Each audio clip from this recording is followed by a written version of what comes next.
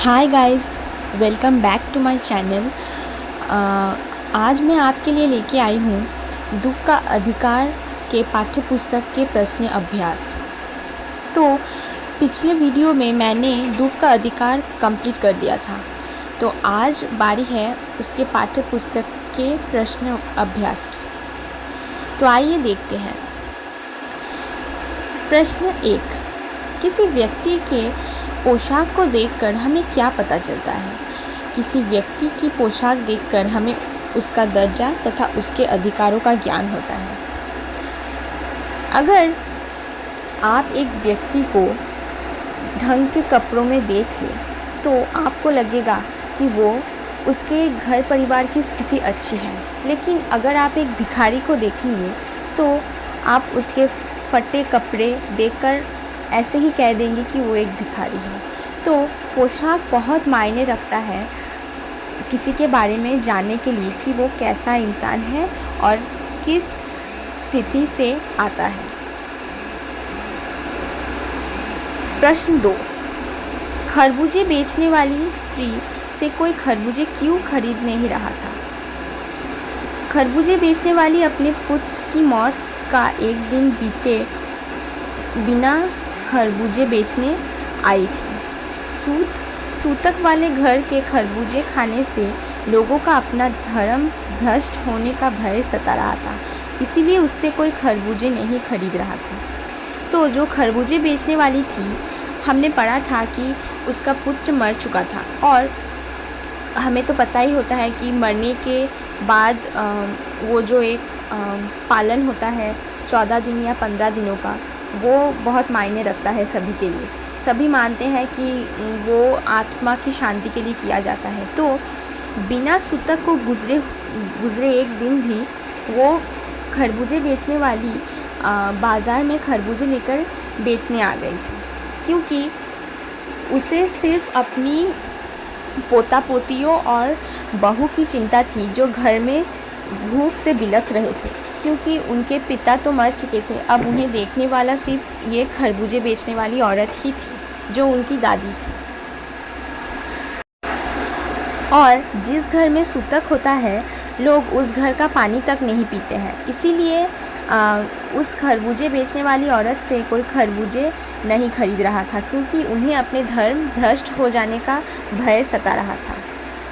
प्रश्न 3, उस स्त्री को देखकर लेखक को कैसा लगा? उस स्त्री को फुटपाथ पर रोता देखकर लेखक के मन में व्यथा उठी। वे उसके दुख को जानने के लिए बेचैन हो उठा। जब हमारे लेखक ने उस स्त्री को देखा खरबूजा बेचते हुए, तो उस लेखक को बहुत बेचैनी महसूस हुई और वो जानने के लिए उत्सुक था कि वो औरत क्यों इतनी दुखी है और वे उनसे कोई खरबूजा क्यों नहीं खरीद रहा था। प्रश्न 4, उस स्त्री के लड़के की मृत्यु का कारण क्या था? उस स्त्री के लड़के की मृत्यु का कारण था सांप द्वारा डस लिया जाना। वो मुंह अंधेरे खेत में खरबूजे तोड़ रहा था। उसी समय उसका पैर एक सांप पर पड़ गया।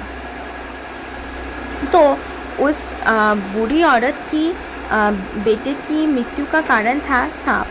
उसके बेटे को एक सांप ने डस लिया था जब वे पेड़ से खरबूजे तोड़ रहा था, और वहाँ अंधेरा था, इसलिए उसने देखा नहीं और एक सांप के ऊपर अपना पैर रख दिया। तभी सांप ने उसे काट लिया और उसकी मृत्यु हो गई।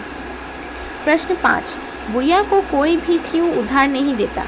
स्त्री का कमाऊ बेटा मर चुका था, अतः पैसा वापस ना मिलने की आशंका के कारण कोई उसे इकन्नी दुअन्नी भी उधार नहीं देता। उस बुढ़िया को सभी लोग उधार देने से दूर हट रहे थे, क्योंकि जो बेटा था और जो कमा रहा था वो तो मर चुका था, और इस बुढ़िया का कोई विश्वास नहीं था कि ये जिएगी या मरेगी। इसीलिए लोगों ने उसे इकन्नी दुअन्नी भी उधार नहीं दिया, क्योंकि लोगों को लगता था कि अगर ये मर जाएगी तो उनका उधार कौन चुकाएगा। नीचे वाला प्रश्न देखिए, निम्नलिखित प्रश्नों के उत्तर 25 से 30 शब्दों में लिखिए। प्रश्न 1, मनुष्य के जीवन में पोशाक का क्या महत्व है? मनुष्य के जीवन में पोशाक का बहुत महत्व है। पोशाक ही मनुष्य की सामाजिक और आर्थिक स्थिति दर्शाती है। पोशाक ही मनुष्य को मनुष्य में भेद करती है। पोशाक ही उसे आदर का पात्र बनाती है तथा नीचे झुकने से रोकती है। हाँ, ये बिल्कुल सही बात है। अगर हम साफ़ सुथरे धुले कपड़े पहनेंगे तो सभी लोग हमसे बात करना चाहेंगे, हमारे लिए जानना चाहेंगे और हमें देखकर उन्हें ऐसा ही लगेगा कि हम अच्छे ख़ानदान से हैं, अच्छे परिवार से हैं और हमारा चरित्र भी ठीक है। और अगर कोई आदमी फटा मैला कपड़ा पहने तो हमारा जो दृष्टिकोण है वो वही बदल जाता है कि वो आदमी बुरा है और उसके चाल चलन भी बुरे ही होंगे, क्योंकि उसके कपड़ों में ही उसका चरित्र दिख जाता है। प्रश्न 2, पोशाक हमारे लिए कब बंधन और अड़चन बन जाती है?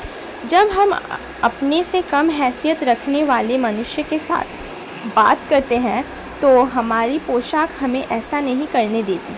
हम स्वयं को बड़ा मान बैठते हैं और सामने वाले को छोटा मानकर उसके साथ बैठने तथा बात करने में संकोच अनुभव करते हैं। हाँ, हमारा ये कोई अधिकार नहीं बनता कि हम उस व्यक्ति के पोशाक को देखकर उसके ख़ानदान, चरित्र या व्यवहार में कोई राय दें, क्योंकि बहुत से ऐसे लोग भी हैं जिन्हें अच्छे या ढंग के कपड़े पहनने को नहीं मिलते, लेकिन उनका व्यवहार इतना सरल और सीधा साधा है कि वो एक अमीर व्यक्ति को भी नीचे झुका सकता है। और अमीर व्यक्ति ऐसा ही होता है कि अगर हम देखें उन्हें साफ़ सुथरे कपड़े पहनते हुए, लेकिन उनका व्यवहार ठीक नहीं होता है। वो हमेशा गरीबों को नीचा दिखाने की चेष्टा में रहते हैं और ऐसा ही कोशिश करते हैं कि हमेशा वही ऊपर रहे और सभी जाति नीचे ही रहे। प्रश्न 3, लेखक उस स्त्री के रोने का कारण क्यों नहीं जान पाया? लेखक उस स्त्री के रोने का कारण इसलिए नहीं जान पाया क्योंकि रोती हुई स्त्री को देखकर लेखक के मन में एक व्यथा उठी, पर अपनी अच्छी और उच्च कोटि की पोशाक के कारण फुटपाथ पर नहीं बैठ सकता था। देखिए, यहाँ भी पोशाक एक बंधन और अड़चन बन चुका है, क्योंकि लेखक अपनी अच्छी पोशाक के कारण उस औरत के पास जा ही नहीं सका और उससे ये पूछ भी नहीं सका कि उसके दुख का कारण क्या है। क्योंकि लेखक अगर वहाँ जाते और उस औरत से बात करते तो लेखक को भी बहुत कुछ सुनने को मिलता बाकी लोगों से जो बाज़ार में थे। तो जब वे अपनी उत्सुकता या अपने प्रश्न का उत्तर जानने जाते, तभी पोशाक उनके लिए एक बाधा या अड़चन बन गई। प्रश्न 4, भगवाना अपने परिवार का निर्वाह कैसे करता था? भगवाना शहर के पास 1.5 बीघा ज़मीन पर हरी तरकारियाँ तथा तरबूज उगाया करता था। वे रोज़ ही उन्हें सब्ज़ी मंडी या फुटपाथ पर बैठकर बेचा करता था। इस प्रकार वे कछियारी करके अपने परिवार का निर्वाह करता था। तो भगवाना तो उस औरत का पुत्र है जो मर चुका है और वो शहर के पास एक 1.5 बीघा ज़मीन में सब्जियां और फल तथा तरबूज उगाया करता था और उन्हें बेचकर अपने परिवार का निर्वाह करता था। प्रश्न 5, लड़के की मृत्यु के दूसरे ही दिन बुढ़िया खरबूजे बेचने क्यों चल पड़ी? लड़के की मृत्यु के दिन ही खरबूजे बेचने जाना बुढ़िया की घोर विवशता थी।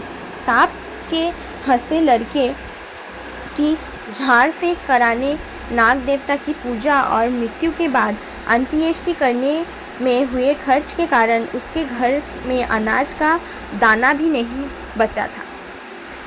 तो जब भगवाना का मृत्यु हो गया तो उन्होंने सांप के काटने की वजह से नाग देवता की पूजा और झाड़ फूँक जैसे कार्य को किया और फिर अंतिम संस्कार भी किया, लेकिन उस सारे रीति रिवाज करने में जो खर्च हुए उसी की वजह से उनके घर के अनाज पैसे सभी ख़त्म हो चुके थे। इसीलिए उस बूढ़ी औरत को दूसरे ही दिन आना पड़ा खरबूजा बेचने के लिए, ताकि वे अपने परिवार का निर्वाह कर सकें। बुढ़िया के दुख को देखकर लेखक को अपने पड़ोस की संभ्रांत महिला की याद क्यों आई? लेखक ने बुढ़िया के पुत्र शोक को देखा। उसने अनुभव किया कि इस बेचारी के पास रोने धोने का भी समय और अधिकार नहीं है। तभी उसकी तुलना में उसे अपने पड़ोस की संभ्रांत महिला की याद आ गई। वे महिला पुत्र शोक में 2.5 महीने तक पलंग पर पड़ी रही थी। तो अब आप ये भिन्नता देखिए। जो संभ्रांत महिला जिसके परिवार की स्थिति अच्छी है, जिसके पास ढेर सारा धन दौलत है, जब उसका बेटा मर गया तो वो इतने ही शौक में थी कि उसने अपने आप को बीमार कर लिया था और वो 1.5 महीने तक पलंग पर ही लेटी रही। और इस औरत को देखिए जो अपने पुत्र के मृत्यु के शोक को भी मना नहीं सका और दूसरे ही दिन वो अपनी विवशता के कारण खरबूजा बेचने चला आया ताकि वे अपने परिवार का निर्वाह कर सकें। और इस दुख को देखकर लेखक को बहुत कष्ट पहुंचा कि एक संभ्रांत महिला को दुख का अधिकार मनाने का हक है, लेकिन एक बूढ़ी औरत जिसके पास अपनी विवशता के अलावा कुछ नहीं है, उसे दुख मनाने का कोई अधिकार नहीं है। दूसरा प्रश्न देखते हैं। निम्नलिखित प्रश्नों के उत्तर 50 या 60 शब्दों में लिखिए। बाज़ार में लोग खरबूजे बेचने वाली स्त्री के बारे में क्या क्या कह रहे थे, वो अपने शब्दों में लिखिए। बाज़ार में लोग खरबूजे बेचने वाली महिला के बारे में तरह तरह की बातें कहते हुए ताने दे रहे थे और धिक्कार रहे थे। उनमें से कोई कह रहा था कि बुढ़िया कितनी बेहया है जो अपने बेटे के मरने के दिन ही खरबूजे बेचने चली आई। दूसरे सज्जन कह रहे थे कि जैसी नीयत होती है अल्लाह वैसा ही बरकत देता है। सामने फुटपाथ पर दियासलाई से कान खुजलाते हुए एक आदमी कह रहा था, अरे इन लोगों का क्या है, ये कमीने लोग रोटी के टुकड़े पर जान देते हैं। इनके लिए बेटा बेटी खसम लुगाई ईमान धर्म सब रोटी का टुकड़ा है। तो जब वो औरत खरबूजा बेचने आई तब उसके बारे में लोगों ने तरह तरह के बुरे भले कहे, क्योंकि किसी ने भी ये मानने से इनकार किया कि वो बूढ़ी औरत अपनी विवशता के कारण खरबूजे बेचने आई है। सभी को लगा कि उसके लिए पैसा ही सब कुछ है, इसीलिए वह खरबूजे बेचने आई है। उनमें से एक आदमी कह रहा था कि बुढ़िया बहुत बेहया है जो अपने बेटे के मरने के दिन ही खरबूजे बेचने चली आई। और एक सज्जन व्यक्ति ने कहा कि जैसी नीयत होती है अल्लाह वैसी ही बरकत देता है। मतलब उस व्यक्ति का मानना ये था कि उसके पुत्र की मृत्यु भी उस औरत की वजह से ही हुई है, क्योंकि वे ये सब नहीं मानता था, इसीलिए भगवान ने उसके पुत्र को अपने पास बुला लिया। और फुटपाथ पर एक आदमी अपने कान खुजला रहा था दियासलाई की काठी से। वह कह रहा था कि इन लोगों के लिए सब कुछ रोटी का टुकड़ा है। क्या बेटा बेटी, क्या पति पत्नी, या क्या धर्म ईमान, सभी एक समान ही होते हैं। उन सभी लोगों का ये मानना था कि इस बुढ़िया के लिए पैसा ही सब कुछ है और पैसों के लिए ये कुछ भी कर सकती है। इसीलिए एक सज्जन व्यक्ति ने ये भी कहा कि इसके पैसों की लालच की वजह से भगवान ने इससे इसका बेटा छीन लिया। प्रश्न 2, पास पड़ोस की दुकानों से पूछने पर लेखक को क्या पता चला? पास पड़ोस की दुकानों से पूछने पर लेखक को पता चला कि बुढ़िया का एक जवान पुत्र था भगवाना। वे 23 का था। वे शहर के पास 1.5 बीघा ज़मीन पर सब्जियां उगाकर बेचा करता था। एक दिन पहले सुबह सवेरे वे पके हुए खरबूजे तोड़ रहा था कि उसका पैर एक सांप पर पड़ गया। सांप ने उसे डस लिया, जिससे उसकी मौत हो गई। उसके मरने के बाद घर का गुजारा करने वाला कोई नहीं था, अतः मजबूरी में उसे अगले ही दिन खरबूजे बेचने के लिए बाज़ार में बैठना पड़ा। तो जब लेखक को अपनी उत्सुकता सह नहीं गया तो उन्होंने पास पड़ोस की दुकानों से पूछताछ किया और पता लगाया कि उस बूढ़ी औरत का एक बेटा था भगवाना, जो 23 वर्ष की उम्र में ही अपनी जान गंवा बैठा था और वे शहर के पास 1.5 बीघा ज़मीन पर सब्जी फल उगाकर अपना और अपने परिवार का निर्वाह करता था। एक दिन सुबह सवेरे जब वे पके खरबूजे तोड़ रहा था, तभी उसका पैर एक सांप पर पड़ गया और उसकी मृत्यु हो गई। उसके मरने के बाद घर का गुजारा करने वाला कोई नहीं था और उसके बेटा और बेटी भूख से बिलख रहे थे और उसकी पत्नी भी बीमार थी। इसीलिए उसकी बूढ़ी माँ को ही खरबूजे लेकर बेचने आना पड़ा ताकि वे अपने परिवार का निर्वाह कर सकें। प्रश्न 3, लड़के को बचाने के लिए बुढ़िया माँ ने क्या क्या उपाय किए? लड़के को बचाने के लिए बुढ़िया ने वो सब उपाय किए जो उसके सामर्थ्य में था। सांप का विष उतारने के लिए झाड़ फूंक करने वाला ओझा को बुला लाई। ओझा ने झाड़ फेंक की, नाग देवता की पूजा की गई और घर का आटा और अनाज दान दक्षिणा के रूप में दे दिया गया। उसने अपने बेटे के पैर पकड़कर विलाप किया, पर विष के प्रभाव से शरीर काला पड़ गया था और वे मृत्यु को प्राप्त कर गए। तो गांव में अक्सर ऐसा देखा जाता है कि जब कोई सांप को काट लेता है तो बहुत सारे वो झाड़ फूंक पूजा वगैरह किया जाता है ताकि विष वो व्यक्ति के शरीर से उतर जाए। लेकिन ऐसा होता नहीं है, क्योंकि अगर विष एक बार आपके शरीर में फैल जाए तो आप जितनी भी पूजा कर लो, जितनी भी झाड़ फूंक कर लो, वो कभी नहीं उतरेगा। उसका एक ही उपाय है कि आपको उसको अस्पताल में भर्ती करवाना पड़ेगा और उसका जो एंटीडोट होता है वो देना पड़ेगा। यहाँ भी उस बूढ़ी माँ ने अपने बेटे को बचाने के लिए ओझा को बुलवाया, ओझा से झाड़ फूंक की, नाग देवता की पूजा की और घर का आटा अनाज दान दक्षिणा के रूप में दे दिया। लेकिन जब उन लोगों को पता चला कि उसके बेटे की मृत्यु हो गई, तब उसकी माँ ने उसके पैर पकड़कर विलाप किया, लेकिन विष के प्रभाव से शरीर पूरा काला पड़ गया था। और जब उन्होंने अपने घर का आटा या अनाज दे दिया दक्षिणा में, तो घर में और कुछ नहीं बचा।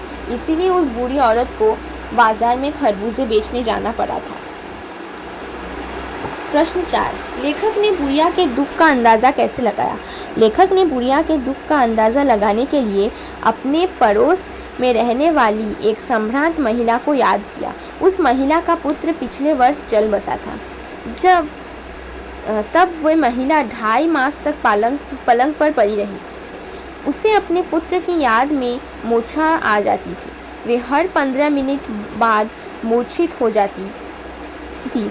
2 डॉक्टर हमेशा उसके सिरहाने बैठे रहा करते थे। उसके माथे पर हमेशा बर्फ़ की पट्टी रखी जाती थी। पुत्र शोक मनाने के सिवाय उसे कोई होशो हवास नहीं था, ना ही कोई और जिम्मेदारी थी। उस महिला के दुख की तुलना करते हुए उसे अंदाज़ा हुआ कि गरीब बुढ़िया का दुख भी कितना बड़ा होगा। लेखक ने उस बुढ़िया के दुख का अंदाज़ा अपनी पड़ोस वाली एक संभ्रांत महिला के दुख से अंदाज़ा लगा लिया था। पिछले वर्ष उस महिला की पुत्र का मृत्यु हो गया था। तब वे महिला 2.5 मास तक पलंग पर पड़ी थी।